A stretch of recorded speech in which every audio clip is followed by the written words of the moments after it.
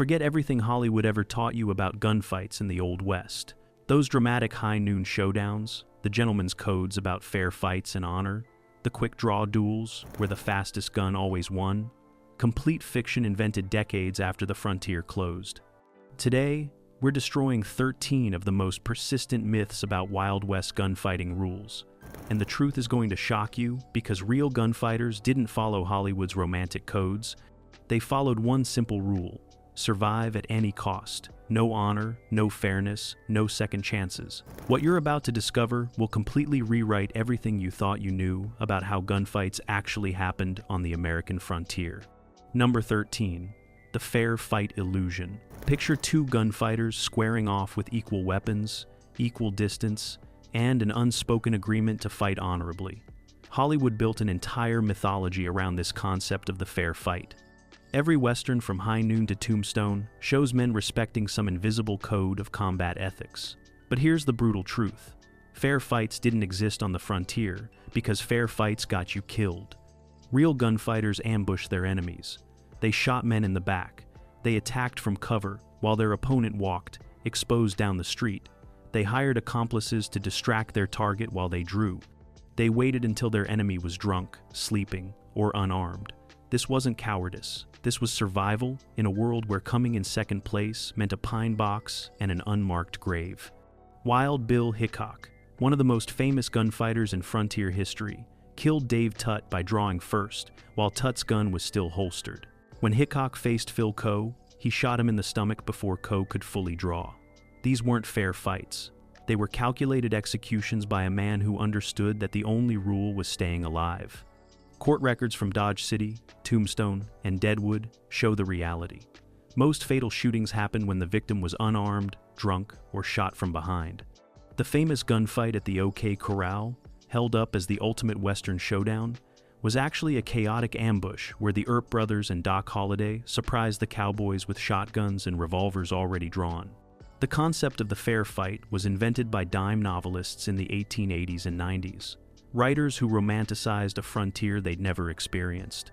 By the time Hollywood started making westerns in the 1920s and 30s, this myth had become gospel.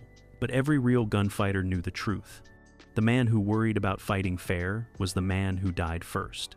And while Hollywood sold fairness as virtue, the next myth reveals an even bigger lie about when these fights supposedly happened. Number 12.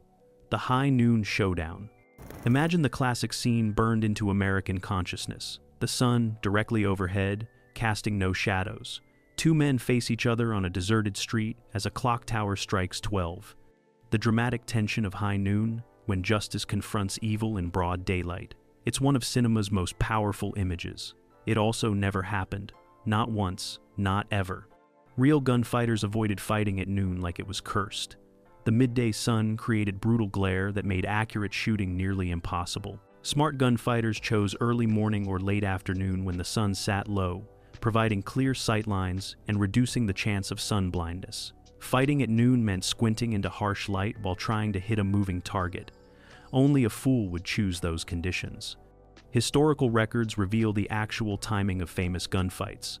The Hickok-Tutt confrontation happened at 6 in the evening. The OK Corral fight occurred around 3 in the afternoon.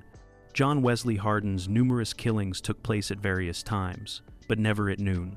Most gunfights erupted spontaneously in saloons during evening hours when men were drinking and tempers flared. The high noon myth traces back to a single source. The 1952 film High Noon with Gary Cooper created such an iconic image that every Western afterward copied it. But the film's screenwriter, Carl Foreman, chose noon for dramatic effect, not historical accuracy. The ticking clock building toward 12 created suspense. The harsh overhead lighting created stark visuals. It was brilliant filmmaking and terrible history. Frontier newspapers documented hundreds of shootings. Not one contemporary account mentions noon as a significant factor. The Tombstone Epitaph, the Dodge City Times, the Deadwood Pioneer, these papers recorded gunfights at dawn, dusk, midnight, and mid-afternoon, but never did they describe noon as some magical dueling hour. The real gunfighters operated on opportunity, not clockwork.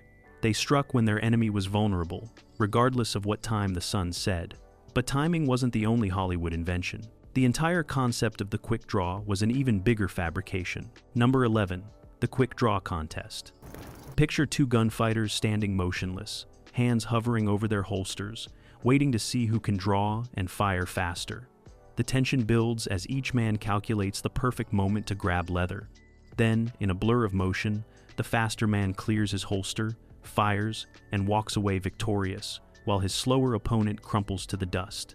This is Hollywood's ultimate gunfighting fantasy. This is also Hollywood's ultimate lie. Quick draw competitions didn't exist in the Old West. The obsession with drawing fast emerged in the 1930s and 40s, when exhibition shooters started performing trick shooting shows at county fairs and Wild West exhibitions. Men like Ed McGivern and Arvo Ojala perfected lightning-fast draws as entertainment, not combat technique. They were performers, not gunfighters. Real frontier gunfighters cared about one thing: hitting their target. Speed meant nothing if your bullet missed. Accuracy meant everything when that one shot decided who lived and who died. Doc Holliday reportedly said a man's speed was worthless if he couldn't place his shot. Better to draw slow and hit your target than draw fast and miss. Contemporary accounts from actual gunfights never mention drawing speed. The newspapers reported who shot first, who got hit, who died. But they never described lightning-fast draws or compared the relative speed of the combatants. Why? Because frontier gunfighters didn't draw on each other from a standoff position. The typical gunfight began with both men already having their hands on their weapons, or with one man drawing on an unsuspecting target. Wild Bill Hickok kept his hands near his guns constantly.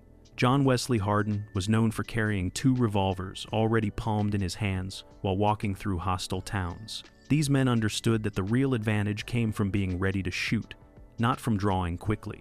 Historical firearms experts who've studied frontier holster designs confirm this reality.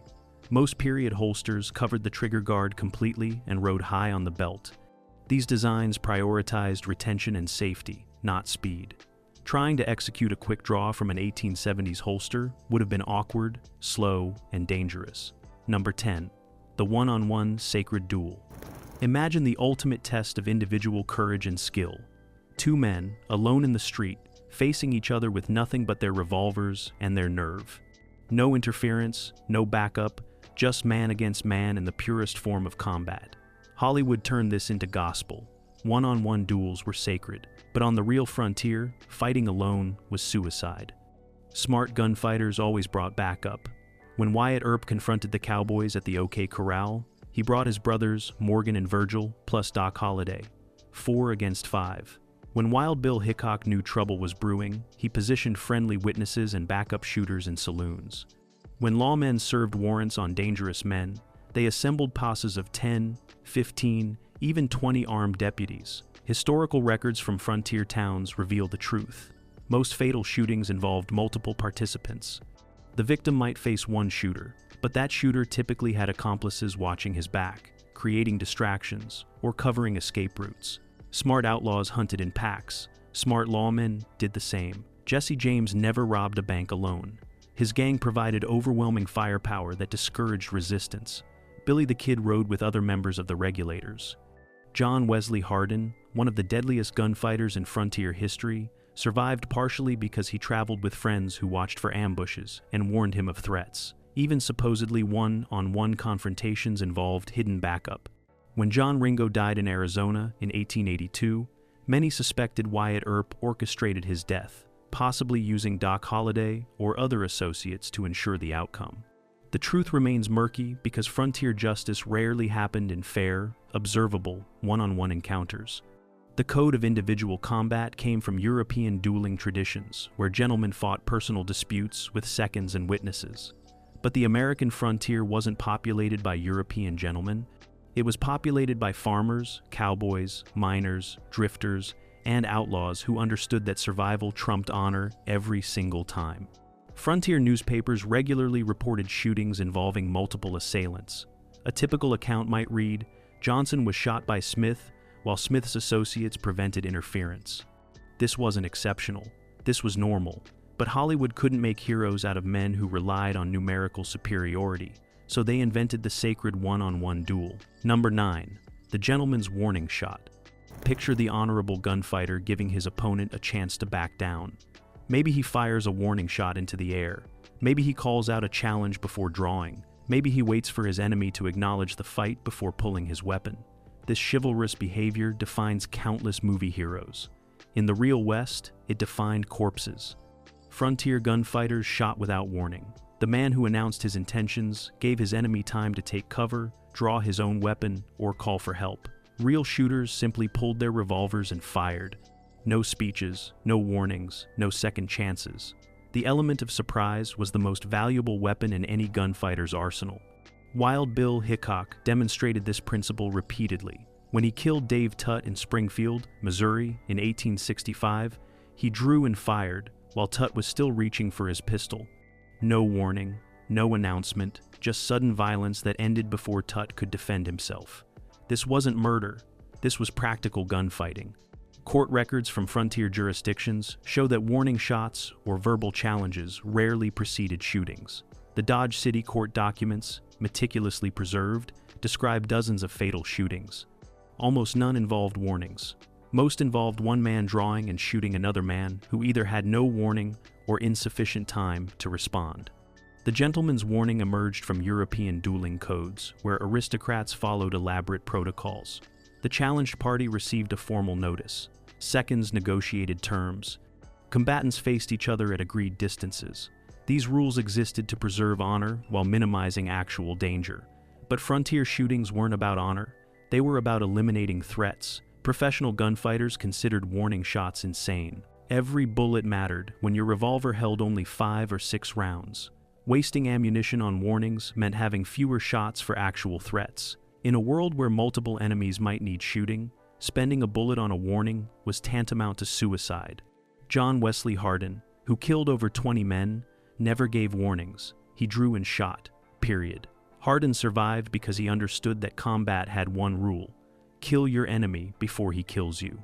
Every warning gave your opponent another second to act. Every second increased your chance of dying. The calculation was simple. The successful gunfighters never warned. Number 8. The turn and draw ritual. Imagine 2 men standing back to back, walking 10 paces in opposite directions, then turning and drawing simultaneously. This ritualized format appears in dozens of westerns, presented as the traditional American duel. It looks dramatic on screen. It never happened on the frontier. The back-to-back walk and turn was a European dueling tradition used with pistols in the early 1800s. By the time the American West opened, this practice had largely died out even in Europe. But Hollywood resurrected it because it created compelling visual storytelling. The slow walk built tension. The turn provided a dramatic beat. The simultaneous draw created stakes. It was cinema gold and historical fiction. Real frontier confrontations happened fast and chaotic. 2 men might argue in a saloon, and suddenly one would draw and fire. Or a gunfighter would spot an enemy on the street and shoot him from cover. Or a lawman would approach a suspect who'd suddenly pull a hidden pistol. These encounters involved no ritual, no ceremony, no agreed-upon format. Research into frontier dueling practices reveals an important distinction.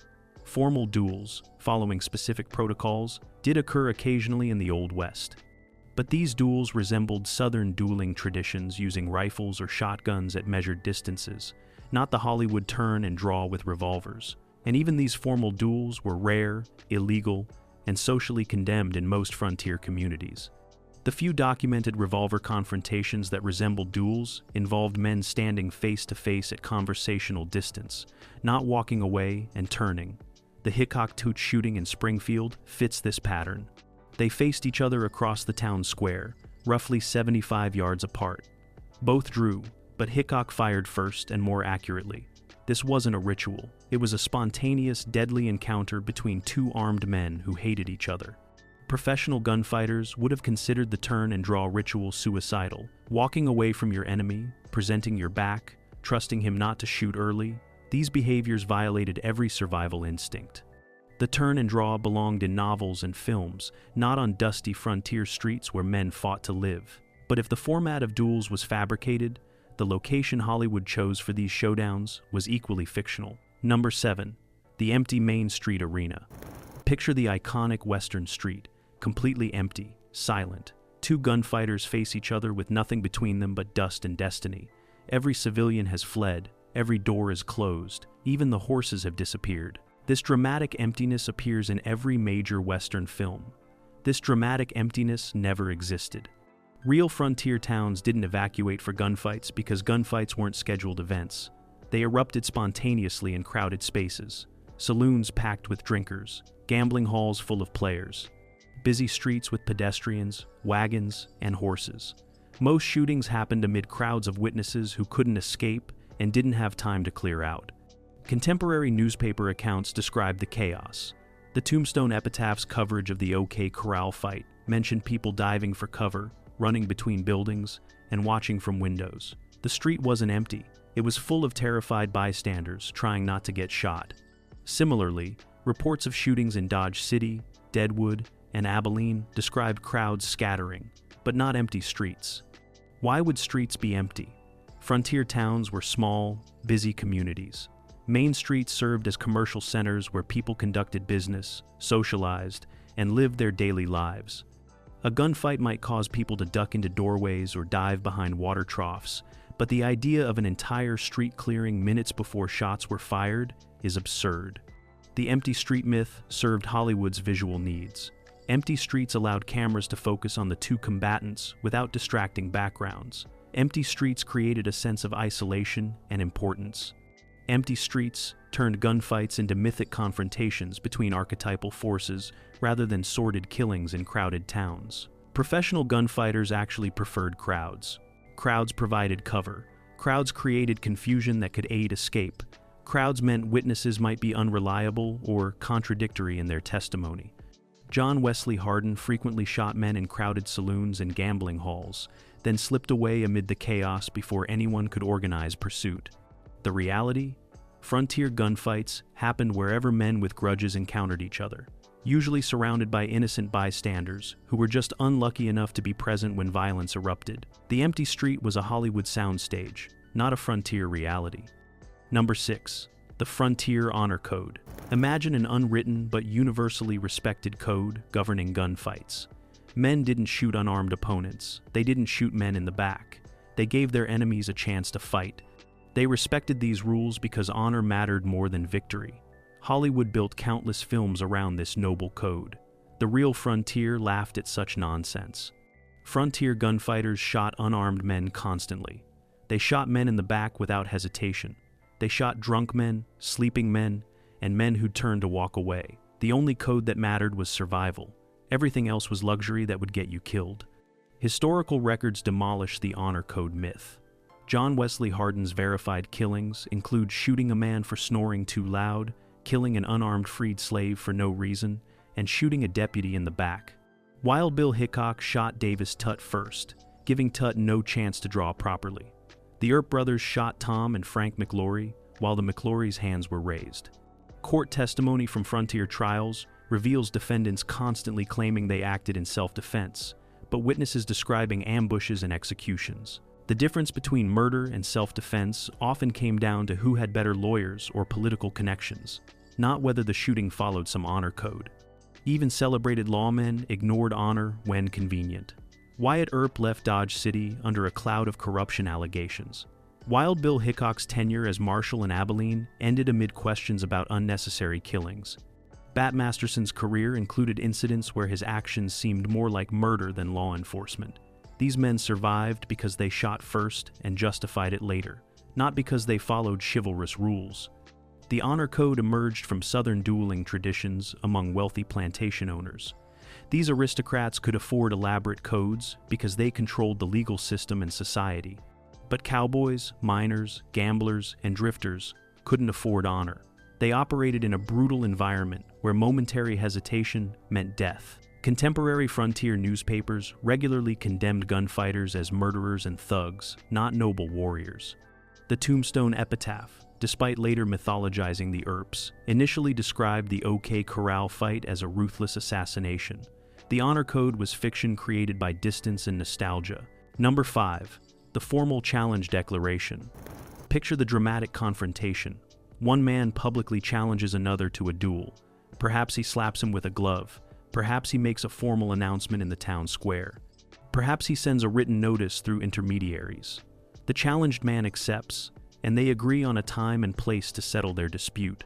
This formality defined European dueling culture. It was almost non-existent in the American West. Real frontier violence erupted spontaneously from arguments, grudges, and alcohol. A man didn't formally challenge his enemy to meet at dawn. He pulled his revolver and started shooting. The idea of advance notice gave your opponent time to prepare, gather allies, or flee town. Smart gunfighters attacked without warning when they held the advantage. The rare formal challenges that did occur typically involved prominent citizens rather than professional gunfighters. When wealthy ranchers or businessmen had disputes, they occasionally arranged formal meetings to settle matters. But even these encounters rarely resembled European duels. They were more like agreed-upon fistfights or shooting contests rather than ritualized combat. John Wesley Hardin never formally challenged anyone. He simply killed people who annoyed him, threatened him, or happened to be in his way. Wild Bill Hickok's famous confrontations resulted from spontaneous arguments, not advanced challenges. The idea that a professional killer would warn his target and give him time to prepare contradicts basic combat logic.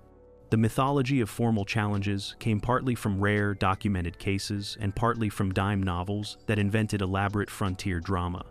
Real gunfighters understood that surprise was their greatest weapon. By the time your enemy knew you were coming for him, you'd already shot him. Frontier lawmen occasionally issued formal demands for outlaws to surrender. This was practical law enforcement, not dueling culture. The goal was to allow criminals the option of peaceful surrender before violence became necessary. But these weren't challenges in the European sense. They were ultimatums backed by superior force. Historical documents from frontier courts show that formal dueling arrangements, when they occurred, often resulted in murder charges. Juries and judges viewed arranged gunfights as premeditated killing, not legitimate self-defense. The law explicitly condemned formal dueling as murder conspiracy. But if formal challenges were myths, the supposed rules about witnesses were even more fabricated. Number 4. The silent witnesses rule. Imagine the code of the West, dictating that witnesses to a duel remain silent and neutral. They watch but never interfere. They report honestly but never take sides. They preserve the integrity of the gunfight by refusing to affect its outcome.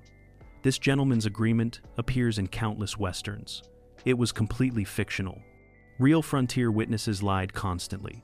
They fabricated stories to protect friends. They gave false testimony to convict enemies. They claimed not to have seen events that occurred directly in front of them. They colluded with each other to create consistent false narratives. Witness testimony in frontier trials was notoriously unreliable and partisan. Court records from major frontier gunfights reveal the reality. After the OK Corral shooting, witnesses gave wildly contradictory accounts. Some claimed the Earps announced themselves as lawmen and demanded surrender. Others swore the Earps opened fire without warning. Some said the cowboys reached for their weapons first. Others insisted the cowboys' hands were raised in surrender. The truth became impossible to determine amid partisan testimony. Professional gunfighters carefully cultivated friendly witnesses before confrontations. They chose locations where allies could observe and provide favorable testimony. They avoided places where hostile witnesses might describe their actions as murder rather than self-defense. This calculated approach to witness management was critical for avoiding criminal prosecution. Interference by witnesses was also common. Gunfights regularly escalated into brawls involving multiple participants. A man might shoot an enemy, then the enemy's friends would draw weapons, then the shooter's allies would intervene. The idea of passive, neutral witnesses was absurd in a culture where loyalty to your friends superseded truth or neutrality. Historical accounts describe witnesses actively participating during and after shootings. They provided weapons to combatants. They blocked pursuers. They helped wounded fighters escape. They confronted opponents who might seek revenge. The passive witness was a Hollywood invention designed to keep supporting characters from complicating the dramatic confrontation between hero and villain. The Tombstone court hearing after the OK Corral fight revealed dozens of contradictory witness statements. No neutral, silent observers, just partisan testimony designed to either convict or exonerate the Earps. Number 3. The first shot wins myth. Picture the fundamental rule of gunfighting that Hollywood drilled into American consciousness. The man who shoots first wins. draw faster, shoot first, walk away victorious. Millions of westerns built their entire dramatic tension around this simple formula. The fastest gun always wins. Except in reality, shooting first was no guarantee of anything. Real gunfights came down to accuracy, not speed. The man who fired first but missed ended up dead. The man who drew slower but aimed carefully survived. Professional gunfighters universally prioritized hitting their target over shooting quickly. A well-aimed second shot beat a hasty first shot that missed. Historical accounts of frontier shootings reveal that many gunfighters were hit multiple times before falling. The human body, especially when flooded with adrenaline, could absorb significant damage and keep functioning. A man shot first might shoot back and kill his attacker before succumbing to his own wounds. Both combatants could die. Both could survive. The variables were countless. The OK Corral fight demonstrated this complexity. The Earps and Doc Holliday fired approximately 30 shots in 30 seconds. Multiple participants were hit, but the fight continued until the cowboys fled or fell. It wasn't a clean first shot wins scenario. It was sustained gunfire with confused, overlapping exchanges that left 3 cowboys dead and 3 of the Earp party wounded. Ballistics also complicated the first shot wins myth. Black powder revolvers of the frontier era were relatively low-powered compared to modern firearms. A .44 caliber shot to the torso might not immediately incapacitate a determined opponent. Multiple hits were often necessary. This meant the fight continued even after the first shots were fired. Professional gunfighters understood that winning required more than speed. Position mattered, cover mattered, having backup mattered, being prepared mentally and physically mattered. All these factors contributed to survival more than simply being the first to shoot. John Wesley Hardin survived dozens of confrontations, not because he always shot first, but because he combined reasonable speed with excellent accuracy, smart positioning, and ruthless determination. The first shot was important, but it wasn't everything. In fact, the entire physical stance Hollywood portrayed was completely wrong. Number 2. The stand and deliver protocol. Imagine the classic gunfighter stance Hollywood immortalized. 2 men stand perfectly upright, facing each other directly, hands near their holsters, ready to draw straight up and shoot. This rigid, formal positioning appears in virtually every Western film ever made. Real gunfighters would have considered this stance suicidal stupidity. Professional gunfighters used cover whenever possible. They shot from doorways. They fired from behind water troughs, wagons, or buildings. They crouched to present smaller targets. They moved laterally while shooting to complicate their enemy's aim. Standing upright and stationary was the worst possible tactical choice. Historical accounts of real gunfights describe chaos and movement, men diving for cover, shooters repositioning constantly, gunfighters running while firing. The static, standing confrontation was extraordinarily rare because it gave neither participant any advantage and maximized both participants' vulnerability. Wild Bill Hickok, when he killed Dave Tutt, actually used a relatively stable shooting position, but he wasn't standing in the open middle of the town square. He positioned himself with awareness of his surroundings and support structures nearby. Even this relatively static encounter was exceptional. Most of Hickok's other killings involved more dynamic positioning. The stand and deliver myth also ignored the reality of black powder revolvers. These weapons produced huge clouds of smoke that obscured vision after the first shot. Remaining stationary in your own smoke cloud made you an easy target. Smart shooters moved immediately after firing to avoid return fire directed at their muzzle flash. Professional gunfighters also understood angles. Facing your enemy directly presented your entire torso as a target. Turning slightly to present a smaller profile was basic combat logic that anyone who'd been in a real gunfight understood instantly. Hollywood's straight-on stance maximized vulnerability. The rigid stance also restricted movement. Real gunfights required fluid motion, drawing while moving, shooting while taking cover, constantly adapting to the chaotic reality of armed combat. The Hollywood stance was designed for camera framing, not survival. But while all these rules were fabricated, the biggest Hollywood lie wasn't about any specific rule. It was about the fundamental nature of gunfighting itself. Number 1. The duel itself never existed. This is the ultimate truth Hollywood refuses to admit. The Western gunfight duel, as portrayed in film after film, as a formal, ritualized confrontation between two armed men following understood rules, never existed on the American frontier. Not once, not ever. The entire concept is a complete fabrication. Real frontier violence was brutal, chaotic, and random. Men shot each other during drunken arguments in saloons. They ambushed enemies from cover. They shot men who weren't looking. They killed unarmed opponents. They attacked from behind. They used superior numbers to overwhelm victims. This was reality. Ugly, unheroic, and nothing like the movies. Extensive historical research by frontier historians examining court records, newspaper accounts, and contemporary documents has found virtually no examples of formal gunfight duels in the classic Hollywood sense. The OK Corral fight was an ambush by lawmen on suspected criminals. The Hickok-Tut shooting was a spontaneous argument that escalated to gunfire. Every famous duel was actually something far messier and less romantic. The mythology emerged from multiple sources.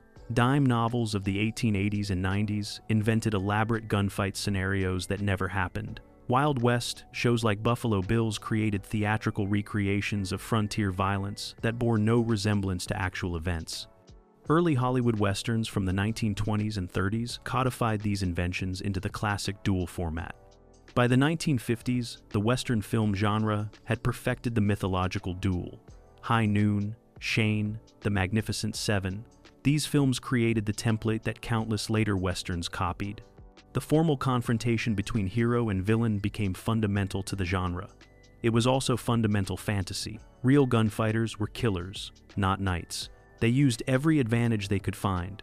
They shot opponents in the back, from ambush, while drunk, while sleeping, anytime they could get away with it. The romantic duel was everything frontier violence wasn't. Formal, fair, honorable, and brave. The truth, the Western gunfight duel was Hollywood's greatest achievement and history's greatest lie. 13 rules Hollywood invented. 13 myths that shaped American culture's understanding of frontier violence.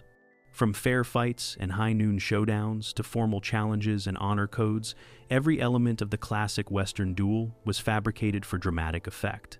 The real frontier was a place where men killed without warning, shot enemies in the back, ignored all codes of honor, and did whatever was necessary to survive another day. This doesn't make frontier gunfighters, heroes, or villains. It makes them human beings, trying to survive in a violent time and place using whatever advantages they could find. Hollywood's romanticization served important cultural purposes. The mythological West provided heroes, moral clarity, and dramatic storytelling. But it wasn't history. Real frontier violence was chaotic, brutal, unfair, and unheroic. Men died in sordid confrontations over meaningless disputes. There were no sacred rules, no gentlemen's codes, no fair fights. Just violence, survival, and the harsh reality that the fastest draw meant nothing if you couldn't hit your target, or if your enemy shot you in the back. That was the real Wild West. No myths, no honor, no Hollywood endings.